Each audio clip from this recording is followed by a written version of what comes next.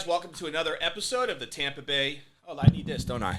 Welcome to another episode of the Tampa Bay Real Producers Podcast. This, of course, is the podcast that is made for real producers, by real producers, and with none other than Tampa Bay's real producers. We are also powered by Top Producers Nation.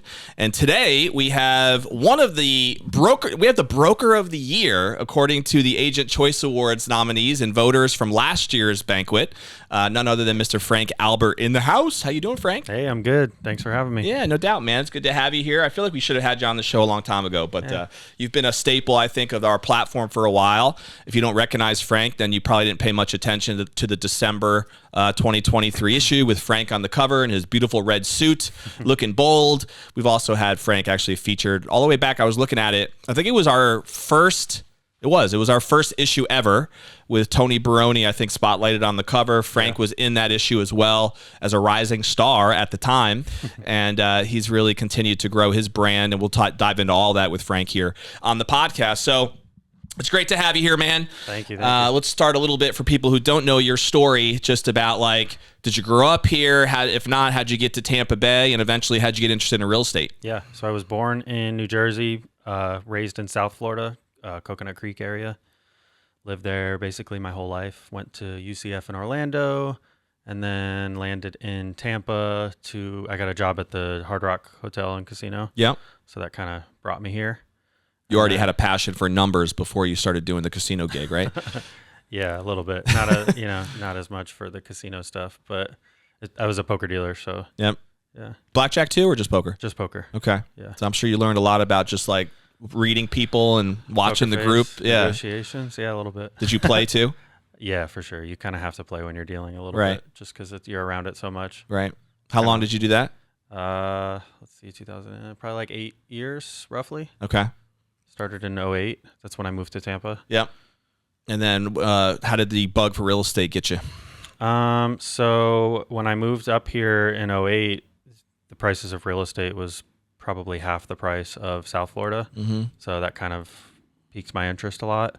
That's kind of what made me want to stay here. So I bought a property, and I had a good job at the Hard Rock, so I was making pretty good money. So the goal was just to save up and keep buying investment properties. This was also coincidentally at the bottom of the market, 2009, 10-ish. So I started, trying to buy a property a year, because back then you could buy a house in Newport Richey for $50,000. Right. Remember those? Every time I saved up $10,000, I would buy another property. Mm-hmm. I had a buddy of mine that we were partnering on, and it was just kind of hard to get realtors to respond to $50,000 properties. Sure. So I just decided to get my license just to make it a little bit easier and kind of learn a little bit more, since we were going to be buying so many. Yep.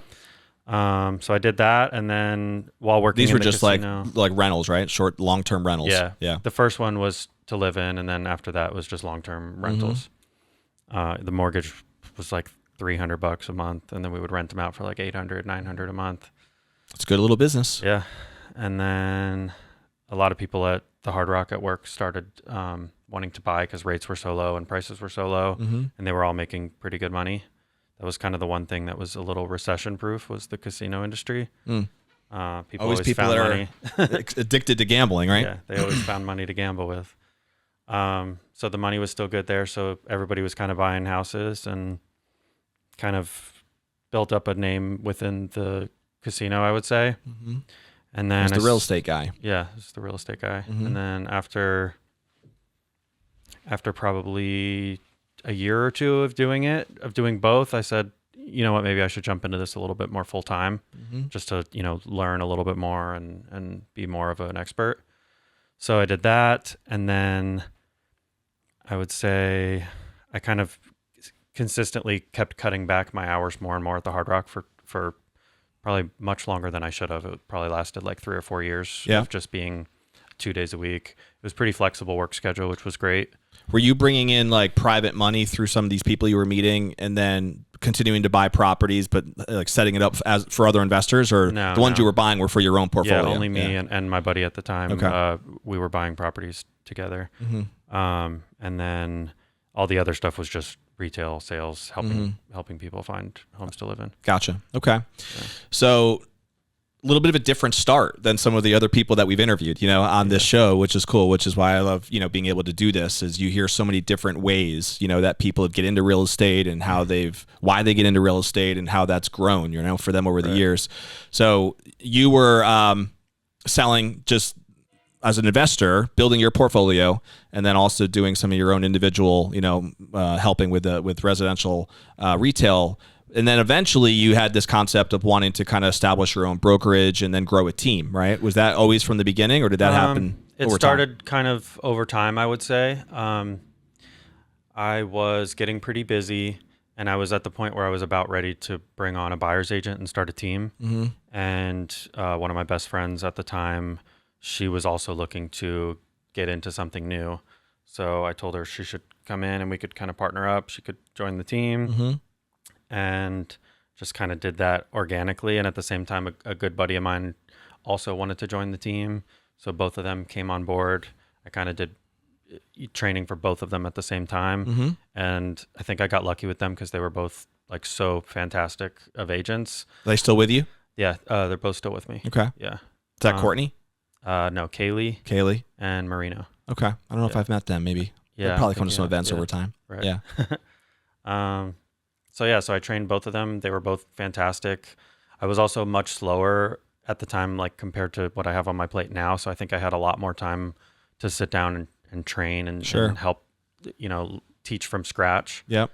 And they both, turned out to be fantastic agents. And that's when Frank Albert Realty started. No, we were the Frank Albert A team at the time. Okay. And then shortly after that, maybe a year or two after that, actually, I brought on Chandler. And then another person wanted to join, a good buddy of mine. And coincidentally, at the time, I was kind of starting to do a little bit of commercial real estate. So we focused a lot in the Seminole Heights neighborhood. So I was helping a friend of mine lease out this big commercial building that had multiple units in it. And it was kind of like the hub of Seminole Heights because it had all three really good, like some of the best Seminole Heights restaurants right there in that building. And then I helped lease out the fourth one, which was going to be Mecanita, which was, I knew before they even opened, I knew that it was going to be a huge staple of the community. Yep. And then it left this one office space in the middle, which I just thought would make the perfect real estate office. Even to that day, I didn't really want to be a broker necessarily. Mm-hmm. I was happy with the team setup, but I just didn't want to mess with the remote office of my former brokerage. And, Seminole Heights is it's a small, tight-knit community. So I felt like a bigger name brand wouldn't do as well, like having that name on that, on the sign, basically. So I just kind of decided to switch it to a brokerage and jump in. And why not just name it after yourself? Yeah. And I signed the lease before I even had my broker's license. I just signed it and started renovating it. And I just knew, okay, I have to get my broker's license by the time this is ready to open. Now, were you still buying like single family homes and trying to build up the portfolio as far as long-term rentals during this whole process? So simultaneous to all that whole story, basically, my buddy and I sold the ones that we did have, and I wanted to kind of pivot to multifamily. Mm-hmm. So I wanted to sell the single family house that we were living in and buy a house with a guest house or a duplex or a triplex or something along those lines, because I really, at the time, the goal was to get out of the casino completely and have like a little bit more financial peace of mind before I was just 100% commission based. Mm-hmm. So the goal was to essentially eliminate my mortgage/rent payment. Mm-hmm. So the goal was live in one side, rent out the other. Exactly. Yeah. Okay. So that kind of switched. So we sold off those properties, kind of went solo individually. I found my first house that had a guest house in the back. So I did that, bought that, and then that was kind of the goal, was to eliminate my mortgage payment, which that allowed me to do. Mm-hmm. And then it just allowed me to save up a lot more money faster to be able to buy multifamily, which at that point was the only goal. Cool. I don't think we talked about that before. So how many units did you get up to on the multifamily space? 27-ish, somewhere around there. How many buildings did that represent? Probably 7. Okay. Something So like like triplexes, some quads. Yeah. What was your biggest building? Do you remember? I never went above the residential, so it was all four. It was all or quads less. or less. Yeah. Okay, gotcha. Yeah. And that's cool. So do you still have those? Mm-hmm. I've sold a couple and bought a couple different ones and swapped out and kind of rode the wave of certain ones. And I kind of like to mathematically see which properties are making the most amount of money, and I keep those. Mm-hmm. And then even if they're great ones, as I build up a lot of equity, if a certain one kind of goes up in value higher than the rest, then I like to cash out on those and kind of redeploy those assets. Were any of them new construction, or were they all existing properties? No, all of them were existing. Okay. Yeah. Did you intentionally not get into like the commercial space of 5 units or larger for a reason? Yeah, at the time I didn't have The money? any funds whatsoever. So Okay. it was like buying whatever I could FHA, living there for a little bit, and then, kind of working my way up from there. Makes sense. Saving up the cash. Because generally with those 5-unit buildings or larger, you need to have more down. Correct. Yeah. Right. That makes a lot of sense. And even back then with conventional, you had to put like 20 or 25% down for the multifamilies. Yeah. But I was trying to find more like owner financing deals that would allow me to put a little bit less down, things like that. Yeah. So how did you balance, or even to this day, Frank, talk to us about your balance of, because you're still an investor at heart, at least I view you that way based on our conversations that we've had. I remember one of the conversations we had up at the Center Club one time for lunch. It was great for me to hear how you look at a short term. We haven't even talked about your STRs yet and how you've approached that, but the math behind it, how you break it down, it made a lot of sense to me. And it was, I got an appreciation for your thought process in that.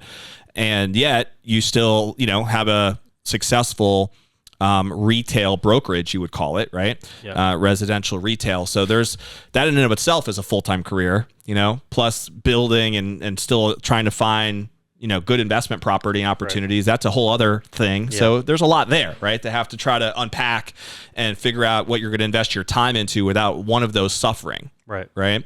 So how does that work for you today? And like when you think about it, how do you approach that mentality of how much time is invested in the investment world and building the portfolio versus recruiting, supporting your team, and focusing on the residential real estate? Right. Well, I don't necessarily recruit. I'm not like a big brokerage, and I kind of grow the brokerage organically. Intentionally. Yeah. Yeah. I do it just like, when I'm doing deals with people, like we're all a pretty tight knit group from the very beginning. It was, it was my best friend and one of my really good buddies who was a client of mine. It was never random, complete strangers that just like called up and wanted to join, or that I just called up and said, hey, you should join the brokerage for a cold call. It was always somebody that either a friend of mine that I tried to get into real estate, or somebody that I did a deal with that we just got along really great. And I thought they were a lot of fun, and I thought they were really professional, and I saw great potential in them. Other than that, it was never like going out and recruiting or doing events to try to get people to want to join the brokerage. It's kind of never been that. And even from day one, I just never wanted to be that kind of brokerage. Yeah. I wanted to always kind of keep it small. How many agents do you have now? 30. It's not really small, Frank. Yeah. Well, I like awesome. A lot of people we get along. And it has grown organically to 30. Yeah. Yeah. Yeah. And so that, again, just speaks to a healthy culture. Because I'm assuming those 30 I'm imagining that's not all your personal network. That's the agents you've brought in who have then invited their personal networks, and that's how it's grown. Is that correct? Yeah, like obviously I allow my agents to, I encourage them to start their own teams and to recruit whoever they want. So like I don't put limits and restrictions on that. Right. I just kind of put a restriction, on myself. Like if somebody calls up and they want to join, totally. It's not that simple. I actually just a couple weeks ago just made a post for the first time ever that we were looking to recruit one specific person because I had a job task that I needed somebody to completely focus on, an agent to do. And that was the first time ever. And I kind of wanted somebody that I didn't know for that position, just because I had to be a little bit more strict with the tasks. I mean, everybody's subcontractors, so they can kind of do what they want, but I wanted to kind of put a little bit of guidance on where they should focus their business on while continuing to do the business that they were already doing. Right. But the goal of that job was to kind of help our builder partnerships that we have, just trying to find more land and tear downs and things like that. Okay. So would you say more of your personal time is focused on the investment side of things? No, definitely not. It's on the brokerage. It's definitely on the support. brokerage. Yeah. Okay. Yeah. And so do you have anybody on your team who is consistently focused on the portfolio building part of it? The portfolio, meaning for your myself? personal portfolio? No. So at this point, I'm not really buying anymore. I mean, I say that, but I say that all the time, and then I find a property that I fall in love with. But I've done pretty good. I haven't bought anything in quite a while. So now it's just kind of on autopilot a little bit. It's just self-sustaining. Do you still have the long-term rentals? I have one long-term rental that my tenant's been with me she was there for 3 years prior to me purchasing that building. And then she's been there ever since, basically. Okay. Did you convert the other ones to the STR strategy? Yeah. As each tenant left, I kind of converted each one just to kind of see how that location would do, see how it would perform, and then I would kind of expand as the tenants would leave. So let's talk about that a little bit more. So at some point you started really focusing your investment strategy side anyway on this short-term rental focus, right? Yeah. Talk a little bit about why that became, an interest for you. And what are you up to, like 20 something now? I think I remember from our last combo. Yeah, I think 25-ish. 25 STR units. Okay. Yeah. So why was that something that became a focus area for you? And what have you learned about it? What do you love about it? What do you hate about it? How's that worked? So I want to say it started for some reason the year 2015 stands out. I'm terrible at timelines, but I feel like it was 2015. It was my single family house that I lived in, the very first one with the guest house. I had a great tenant in there. She had a lease on the property. And then while that was going on, I bought 2 triplexes. But when her lease ran out, her and I kind of became pretty good friends. She was considering renewing it, and I want to say she was paying like $800 or $900 a month in rent at the time. And I basically said, hey, for like, at the time back in 2015 when rates were 3% or whatever, I said we could find you like an entire house for maybe $200 or $300 more a month, something like that. So, every time I as a realtor, obviously I'm very pro ownership. So I don't know if that makes me a good landlord or not, but every time a tenant's lease is up, you're moving them out into a home. Yeah, I would say, why don't you just buy instead of renting? Yeah. It's a great lead pool, though. Yeah, it was a good lead pool. And then it was good for them. They were happy. I think they really respected that I wasn't just trying to milk rent out of them for a decade and like actually wanted them to succeed. And especially the people that ended up buying 10 years ago, 9 years ago now, I think are really grateful that they did, because a lot of those people could never afford to buy a home now. Absolutely. With the rates being double, triple what they were. Sitting on some equity at this point. Oh, for sure. Tremendous amount. Yeah. So that's cool. So I did they that. have you to thank for, Frank. Well, yeah. But so that one, timing wise, it was kind of when Airbnb was really starting to gain a little bit of traction, not what it is now, but it was starting to become a little bit more popular. And I just kind of thought maybe this would be a good kind of practice to do. It'll be easier for me to manage because it's right next door to me. If something goes wrong, I'm right here. And if it doesn't work, then I just rent it back out to a long-term tenant. Right. So I did that. I spent like a month or 2 decorating it, furnishing it, getting it ready to go. And then I want to say like the day that the first one was ready to go, one of the hurricanes came. I can't remember which one. And a tree slammed into the roof and destroyed like half the stuff that was in there. Oh, that so sucks. It was not a good first start. Yeah. Is that a sign or what? Yeah. Well, I persevered. I pushed through it. I made it work. And then I think it held me up like 2 or 3 months. I had to redo everything, get it back up and running. And then it took off. And then I just kind of worked my way. Was that on Airbnb? Mm-hmm. Okay. Yeah. And has that been the main platform that you've used for all of your STRs, or do you also utilize others? It was the first that I used. Yeah. And then as I started getting more and more into it and had more units in it, I didn't like that that I had such monopoly, like that Airbnb had such monopoly over my business. And I would read in a lot of the Facebook groups, a lot of people that Airbnb would just go in and just deactivate people's accounts and wouldn't give them a reason why. Or sometimes they would get a reason and it would be something ridiculous. Like a guest would see like a Wi-Fi box with the Wi-Fi and take a picture of it and tell Airbnb that it was like a camera spying on them or something. Mm-hmm. And then Airbnb would just go in and deactivate their account and wouldn't give them any argument to justify it or anything. And I would hear crazy. about lawsuits. And Yeah. so basically I said, I don't want Airbnb to have that much of a power hold over my, short-term rental business. So I expanded. So what did you expand to? So I use a platform called Guesty, Okay. and they kind of pull in your Airbnb listings essentially, and then they feed it out to essentially all of the big ones now.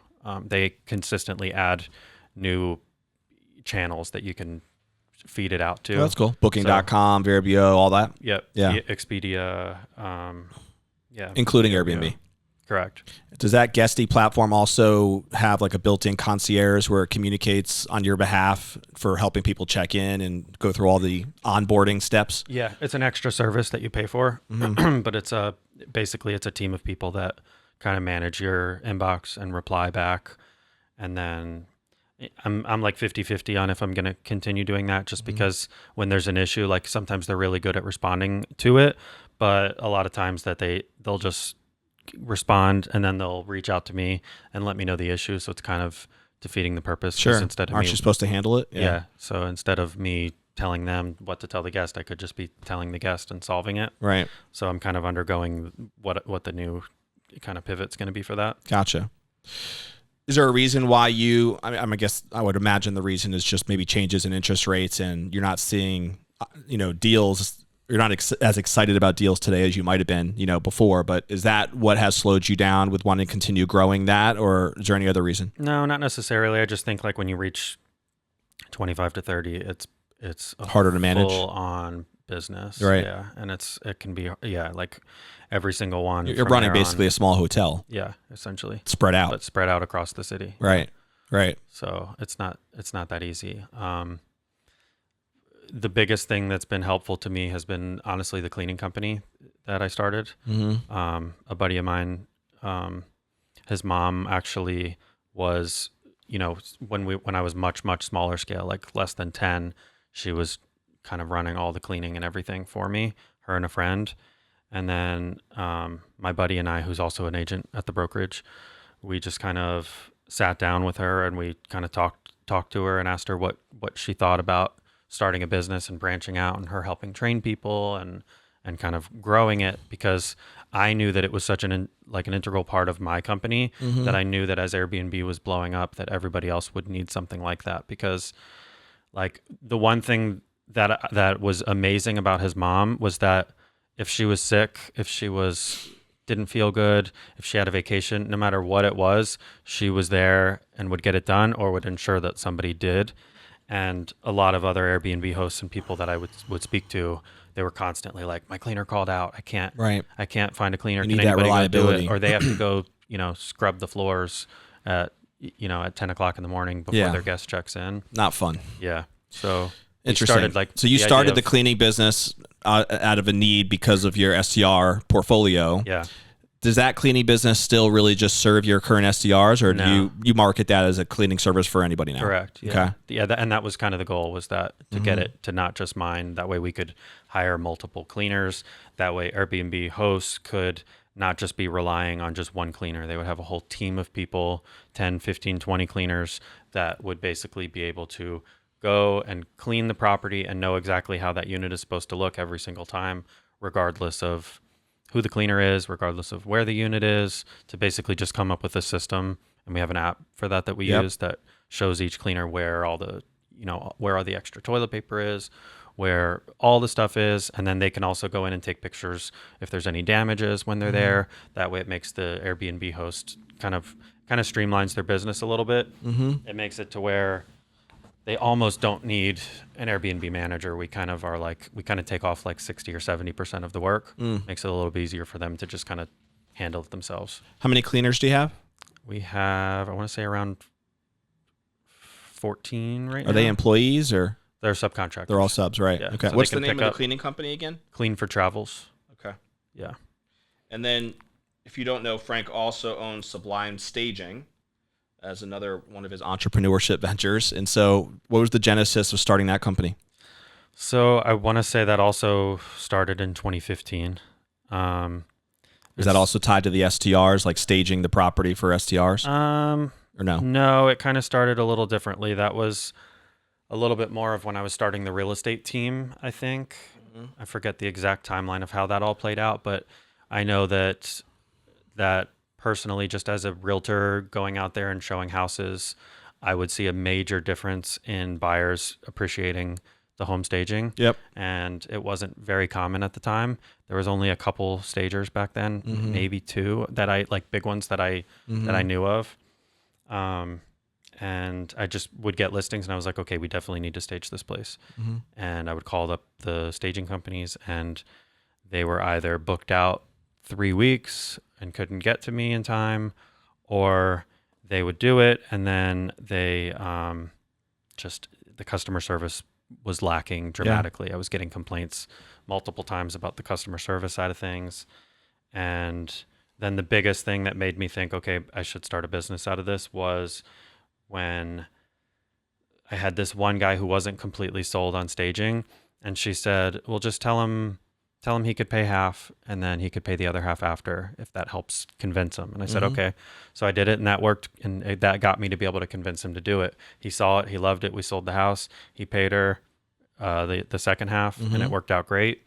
And then maybe 3 or 4 weeks later, I had another listing and I called up the same stager and I was like, hey, I got another client. I told him about the same deal that you offered last time. They're ready to go. And she's like, oh no, I can't do that again. And I'm like, well, I already kind of pitched it. Can you just do it this one more time and then I won't pitch it again? And she's like, no, I can't do it. So that's when I said, okay, let me just pay for it because I know it's going to help me as a realtor sell the house a little bit quicker. Yeah. So I did that. And then from there, I was like, man, it just makes no sense why, like if you're staging this many houses and you have this good of a business, why can't you float $2 or $3 grand for 2 months until this place sells? So I just kind of thought that seems like a good niche because like I have a need for it. That's kind of how all my So is that the model you kind of approach now? That would generally what you do with Sublime is float a little bit of it. We offer it. Yeah, we offer it now. But that was the reason that started the company. Yeah. Since then, we've gotten stiffed a couple times from people that just refuse to pay at the end, and you know it kind of happens. It's the cost of doing business, I guess. But yeah, so that's kind of what started the company, and then it's just grown from there. Interesting. So, any other businesses that I don't know about? I think that's it. Of the ones you have, just to recap, so Frank, I don't know what you would call your investment portfolio, but that is a business, right, in and of itself. Then you have, of course, Frank Albert Realty, which is your brokerage. Clean for Travels is the cleaning company. Sublime Staging is the staging company. Is your heart in one of those? I don't know if you want to ever say that. It's like you love them all, I'm sure. But do you have one where you feel like that you're really passionate about for a specific reason? I mean, my heart's in all of them, definitely. The biggest one I think is definitely the brokerage, just because of the people relationship that I have with clients and my agents specifically. But in my head, I have like 4 different personalities that are constantly doing different tasks between each of the 4 businesses. The least amount of that one little personality is the cleaning company, because I have a fantastic partner. My buddy Chris, who's one of my agents, he's the majority partner on that. I'm just a minority, and specifically I didn't want to be a 50-50 partner because I already had way too much going on. I wanted to just kind of help come up with the idea, brainstorm, help market, bring in units, kind of just do that. And I wanted him to kind of take it and run with it, and he's done a great job. Cool. So that one requires definitely the least amount of my time. You're the sole owner for the staging? Yeah. So well, I just basically gave one of my employees a minority partnership as a reward for being a great worker. Cool. The people that you work with in these other businesses, have the pool of that talent come through the real estate side? Is that where you met those connections to start those businesses with, or no? Or that you've staffed them through, or no? Not the cleaning company. Well, the cleaning company, obviously I started with my buddy Chris, who was through real estate. Coincidentally, with the staging, one of my agents also he's just like one of the best human beings. He's 6'7", something. Huge guy. He can bear hug a couch and lift it up and stage an entire house on his own. Perfect partner. Yeah. So he has become the perfect partner. I couldn't do it without him. And, I started the staging company by myself. And then after a couple of years, I brought on a partner. I brought on an employee that I kind of made a silent partner, essentially, with terms of, over time making it official. During that time, it did not work out. Yeah. There was a lot of stuff found out that kind of essentially like crippled the business, essentially. Yeah. So I kind of thank Monte, who's my partner within the real estate side or who's my partner in the staging side of things, because honestly, I couldn't have picked the business back up from what it was in when it was left that way. He just helped. I would have probably just walked away from it with how it was, how it was left. Decimated. Yeah. Yeah. So I know we talked about that briefly before. Yeah. Have you always considered yourself an entrepreneur? Yeah, definitely. So even when you were just working at the poker tables, you knew this was the path, huh? Yeah. Well, even as let's see, I got suspended from school from selling candy and emptying out my backpack and stuffing bags of chips in my backpack and selling them. My mom would take me to Costco to buy them in bulk, and then I would bring them to school and I would sell them for $1. I was buying them for You were one of those 30 kids. cents. Yeah. It's funny. You always hear that story or something similar, right? When you're talking or interviewing entrepreneurs, or you hear them on podcasts and stuff. It's always some buying and selling element when they were a school child that they got it from, right? Yep. Always. And then So from there, I started like a flyer delivery business for local businesses. I would go door knock local businesses, and I think I was maybe 12 or 13, something like that. yeah. And then would go to Office Depot and print out the flyers and then hand them out outside of Publix or stick them on people's doors Yep. for companies. So I think I've always had What do you think are the biggest challenges that you've experienced as an entrepreneur with multiple revenue streams, right? Multiple lines of income. I think I'm a believer that there's immense value in having multiple revenue streams, right? Because obvious reasons, if one is struggling, you have that support somewhere else. And there is research that talks about the average millionaire out there has 7 streams of income, and all of that is true. But then there's also the reality that there are many people who try to do that, and then their timing is off, or they don't structure it properly. And so that it's the whole shiny penny syndrome, right? Where like wheels just keep spinning. They don't do any one thing very well, and they never get good enough traction. They try to do too many things too fast, and things fall apart, and they just get frustrated, right? Yeah. That's a common experience. And I've even felt that, to be honest, in certain ventures that I've allowed myself to kind of allow my focus to be diverted into, right? So what do you feel like has been a key for you, Frank, to avoid that, right? To actually run a successful business and then be able to do it, or, maybe scale it to the right level and then bring your focus into something else without allowing that shiny penny syndrome to be a downfall for you? I would say 100% great people. Yeah. Just leveraging other fantastic people that are hard workers, that kind of see the vision, that share similar mindsets and have the same goals. There's no way I could do any of it without each and every single one of the people on the brokerage side of things, on the staging side of things, the cleaning side of things, everything. You have to be able to let go a little bit and just trust that the people that you're partnering with and working with are just going to be able to kind of take it and run with it and not micromanage too much. Just kind of set the expectation of the goals and what the vision is, and just kind of let them run it. So what does that org structure look like for you? Is it similar in each business, or is it very different? As far as like hours? Your people. So like when you look at each business, do you have like an operator? The way I think about it is that you need to have, every business needs an operator, right? Somebody who's going to be, the buck stops with me as the operator of making sure that the operations are done successfully and executed. That many times is not the entrepreneur, right? Not the CEO necessarily. But without that person, nothing gets done. It's just all thinking and vision and no actual execution, right? So does each one of your businesses have that person, an operator in place that's your kind of, because I view you as the visionary, right? And I could be wrong. I think you've obviously operated probably in every seat at times, but I don't really view you as the operator. of any of those businesses, but please correct me if I'm wrong. Yeah. Yeah. You are the operator. Well, not the cleaning company. Chris definitely takes that and runs with it. And to an extent with the staging, a lot of the client communications and scheduling and things like that, I'm still definitely the operator. But as far as in the field, it's definitely my recent partner, but longtime employee now. Yep. He's like, I'm more of the behind the scenes guy, and he's more in the field actually getting the stuff done. Okay. So, and then for the cleaning or for the staging company, for your brokerage, you would consider yourself the main operator? Yeah. Well, staging is me and him, I would say. And then for the brokerage, definitely me. Yeah. You. Okay. So other than that, from an org chart standpoint, do you have other roles that are delegated with specific, like a layout plan of who you're hiring and for what reasons? Like, what do you think are some of those key positions that have been needed for you?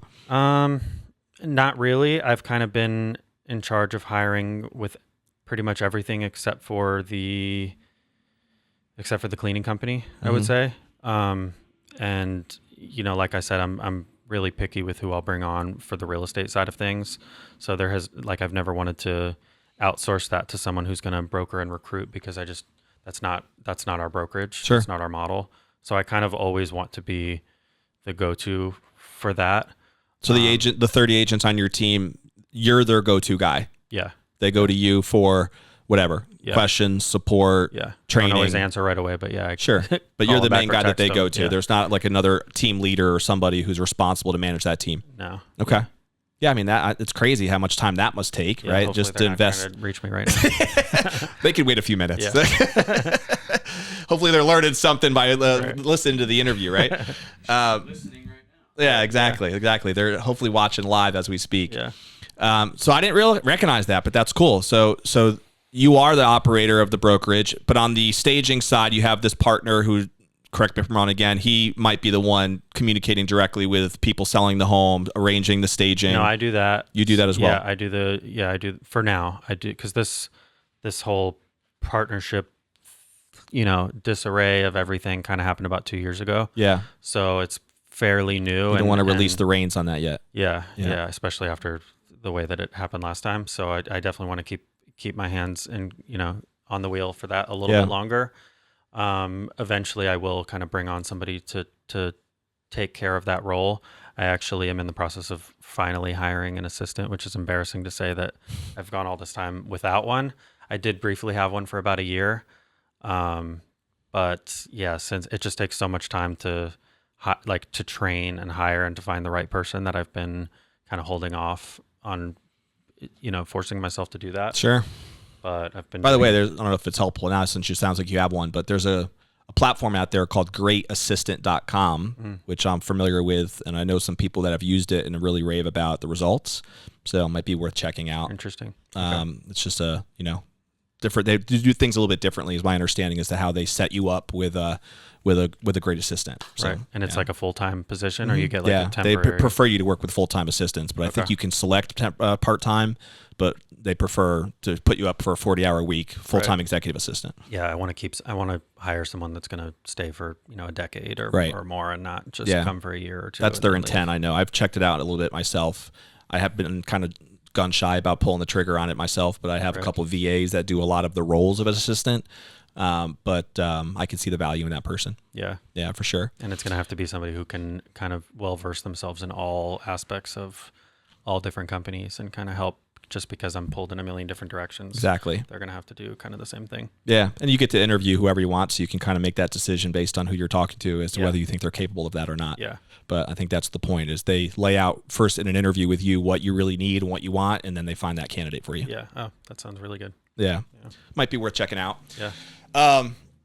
Cool, man. So, with all this stuff going on the business side, it must be hard for you to just have some fun time, huh? Some downtime, personal time for people who want to get to know you a little bit more. What do you love to do for fun?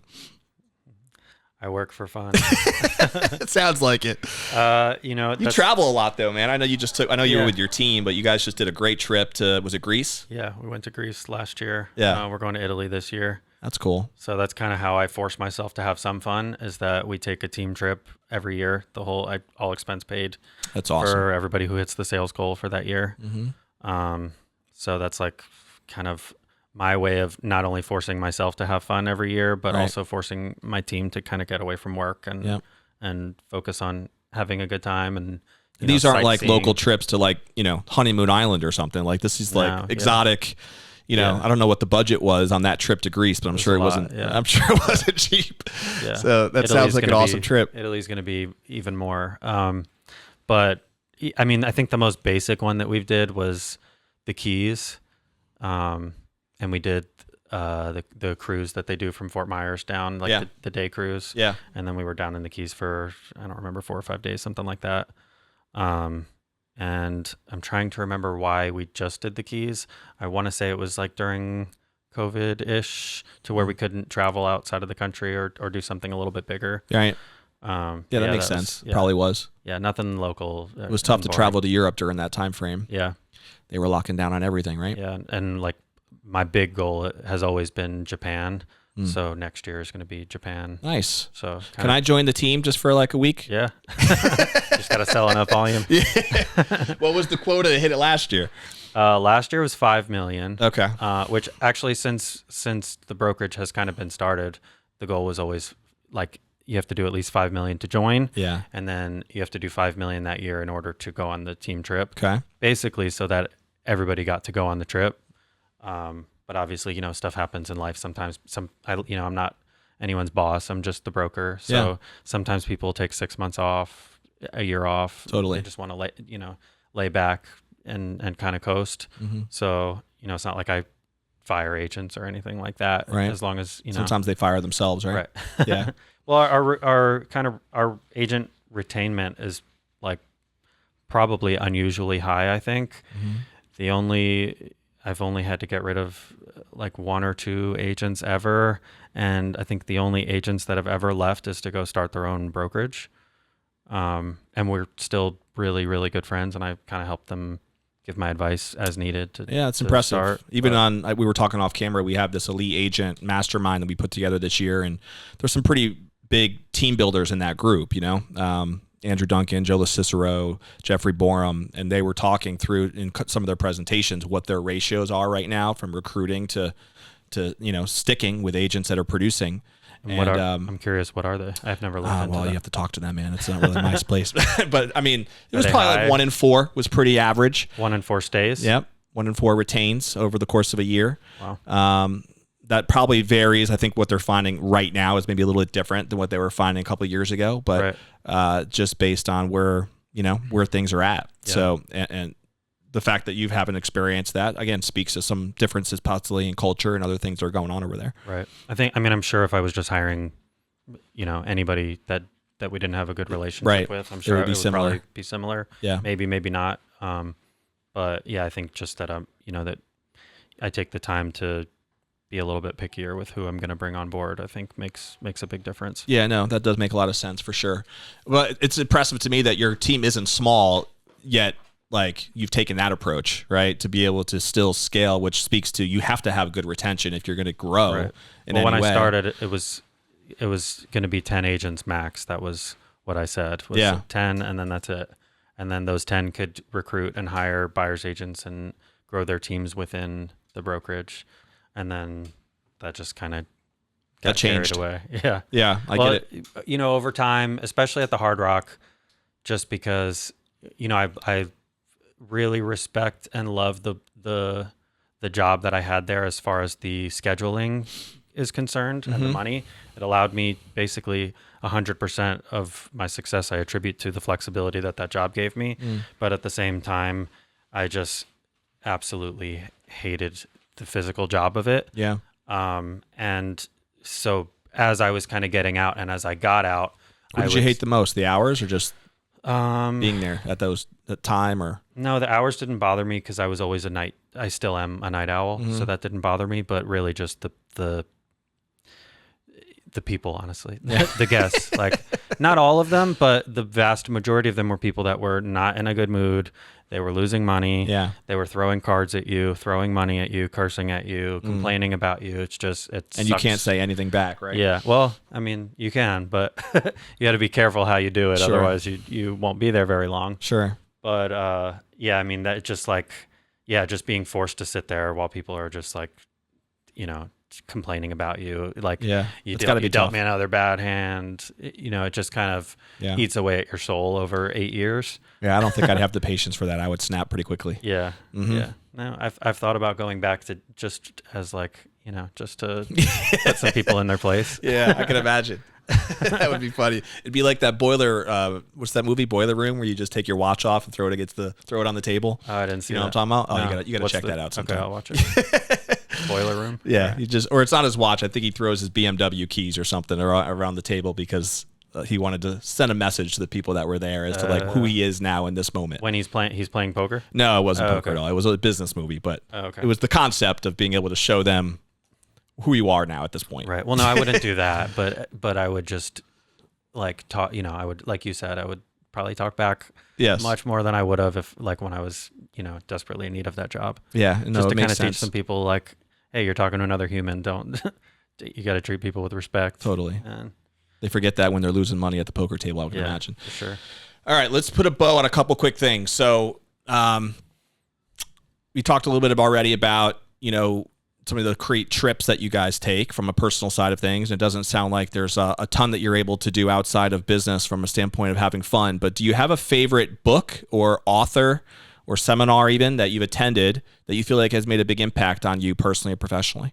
I would say I have two, which I know that on past podcasts of yours, I know that one of them recently someone mentioned, so I kind of feel kind of corny saying the same one, but The Secret is a big one for me. Okay. And then I think that the Keller Williams Real Estate Millionaire or Millionaire Real Estate Agent, I think is a fantastic That might be the book. most popular one actually that's come up, Rob. Oh, don't really? you think? Yeah, there's been a lot. I mean, I think for good reason. The book is kind of a training manual, for any agent to go from zero to $1 million agent. Yeah, and Just I read follow that while I was taking my first real estate class 14 years ago or 13 years ago. I don't know when I got my license, but yeah, no doubt. Do you have a favorite TV show or movie? Too many. Way too many. Of all time TV shows? Probably Dexter, Lost. No, like cool business one. You're into the adventure like ones, that. huh? Yeah, I like adventure and a little bit of sci-fi. Yeah. Gotcha. Okay. Favorite food? Again, too many. I'm a foodie. You're in Tampa, so there's plenty of options. That's another business actually that I forgot. You have a restaurant? Not a restaurant, but a food blog that's kind of morphing into a business. Is that right? Quickly. You monetized it already? It's to the point where when we go, we don't pay for food anymore. That's cool. I try to at some places. You just review restaurants? Yeah, we do videos and stuff. It's Travel Tampa on Instagram. Okay. And yeah, so we've gotten a lot of invites to places like for grand openings or just places that want to feature. Yeah. But never ends, Frank. Never ends. Yeah. That's kind of like, I guess that's my hobby. That one, it's morphed into a business, but that started as just as a hobby page. Yeah. If I had to pick like two foods, I'd say probably pasta and seafood or sushi. And I know that you have a lot, or I don't know if a lot's the right word, but you do parties at your house fairly regularly, right? That I've seen people invited to, whether that's just close friends or people from the brokerage or whatever. So it seems like you like that entertainment lifestyle. Yeah, I forgot about that. I do some stuff for fun, I guess. Yeah, that counts. Yeah. I think that contributes. Yeah. All right, man. So we'll end with this. I wish we had more time because I feel like we didn't get a chance to talk as much about your brokerage as I would like, but we'll have to have you on the show again sometime. There's just too many things to talk about with you. Yeah. There's too many businesses that we can dive into. But thinking about what type of legacy you might want to leave, which I always find this question fascinating to get you to think about what you'd want to be most remembered for. When that time comes and you're sitting on your rocking chair and you can think back and look back, what do you think would matter most to you as far as what you'd want to be most remembered for? Yeah, so 100% I know the answer to that already, and it was actually something that I touched base on in the cover article that I did with you guys, was the way that whole team trip kind of started was my great uncle was, I want to say 97 or 8. He was very old, but he was like sharp as a tack. And he was in the hospital for something, and I went to visit him, and I was just hanging out with him for a couple hours talking. And I remember I had a trip coming up of some kind, and he was like, "Oh yeah, I've been wherever," and he was telling me all the places that he was, and I was like, "Man, I had no idea you traveled so much." And then he was telling me, he was in the military in World War II, and that's how he did a lot of traveling, but the majority of it was after being in the military.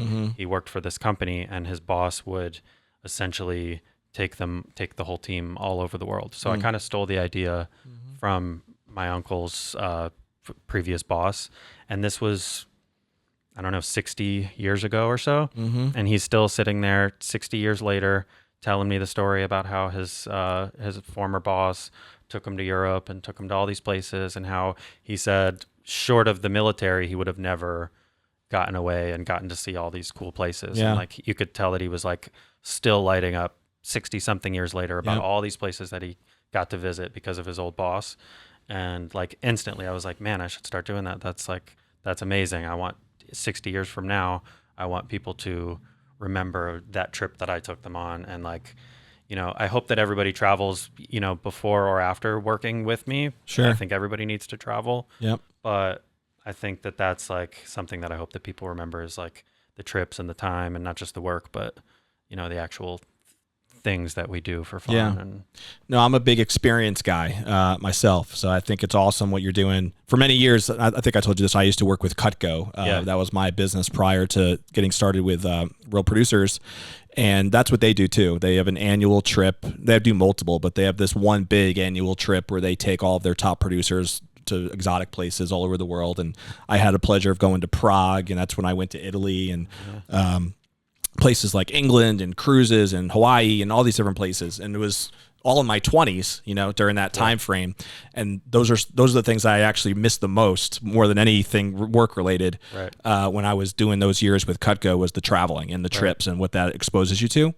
And I think there's something really magical about just being able to be in a different culture, spending that time, and the memories that's created from that. You just never forget it. So I applaud you for doing that for your organization, because I think it's probably impacts in a way that you won't even necessarily recognize right away. But as years go by and you continue the relationships you've already developed, and even if people end up leaving your organization, they're never going to forget that. So it's pretty powerful. It's really cool stuff. Thanks. So we'll have to do something with we have a brand that you've heard me maybe mention called Top Producers Nation that we're getting launched here, which will be tied into Real Producers. And maybe we'll have to figure out some traveling kicks to be able to pull that off. I was going to say, you could probably figure out some way of incorporating some travel in. Yeah, without a doubt. We'd have to talk more about that. I can pick your brain on that. That would be a lot of fun. Sublime could sponsor a trip. Hey, let's talk it through. I'm down. Let's end our episode the way we always do, with a challenge. There was a lot that Frank and I had a chance to dive into in this particular conversation, and you just got a chance to hear from somebody who really is an entrepreneur, right? And we don't always have entrepreneurs on this show. In many ways, depending on how you define an entrepreneur, I guess we do, based on the fact that we have successful agents on the show all the time. But Frank, I would say, is a unique entrepreneur in the way that he's been successful in multiple businesses, including, of course, real estate. And hopefully you got some nuggets into his mindset today as we went through the interview. So is there one thing that you can take from this conversation that's going to propel you forward? Maybe you're somebody who's been debating or even struggling with starting up another business, or thinking about another stream of income, or wanting to invest in short-term rentals, or wanting to figure out a way to even support your brokerage at a different level. Maybe you love Frank's trip idea, right? And think that's something you might want to incorporate into your own life, or your business, or your team, or whatever it might be. Take an action step. Maybe it's something like you just want to pick Frank's brain on something and have a call with Frank so you can learn a little bit more. And if somebody wants to reach out to you, what's the best way for them to do that? I'd say definitely frankalbertrealty.com would be the main one for anything real estate related. Sublimestaging.com for anything staging related. And then any Airbnb related questions, you could probably call me through the Frank Albert Realty line. Very cool. We'll have that up on our description and stuff as well. But commit to taking an action step today so that way the time that you invested in this podcast will be worth it. Because without that, you're going to forget the majority of everything that you were inspired to consider when we were having our conversation here today. If you don't already subscribe to our podcast, just click that button. That way you're notified every time a new episode comes out so you can see what the next ones will be. You can follow us, of course, on all of our platforms, TampaBayRealProducers.com, Facebook, Instagram, YouTube channel, and of course coming is our launch of Top Producers Nation, where we interview and provide consulting and content for top producers all over the United States. So we will see you later, and have a great day. Check you later. Bye. Hi, I'm Mary Lobdell, co-owner of A Radiant Property Inspection. We have been in the Tampa Bay St. Pete area for 10 years now, and I will tell you that the last 4 years have been absolutely amazing as partners with Tampa Bay Real Producers. We have such relationships thanks to Don Hill and the whole team here, and I would encourage anyone who wants to be a part of a good organization to come join Tampa Bay Real Producers.